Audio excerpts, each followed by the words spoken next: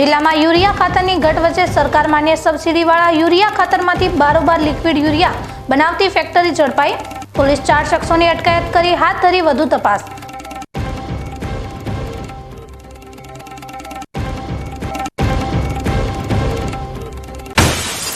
દાંતીવાડા તાલુકામાં આરોગ્ય વિભાગે બોલાવ્યો સપાટો। અલગ અલગ 3 સ્થળ પરથી ડિગ્રી વગર લોકોના આરોગ્યને જોખમમાં મૂકી સારવાર કરી રહેલા બની બેઠેલા તબીબોને ઝડપી પાડી હાથ ધરી કાયદેસરની કાર્યવાહી।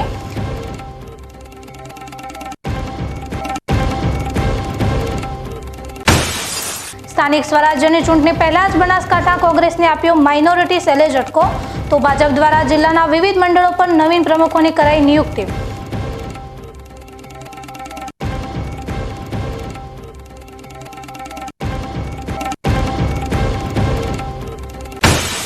ગ્રામીણ વિસ્તારમાંથી આવતી દીકરીઓને માસિક દર અંગે આપવામાં આવી સમજણ।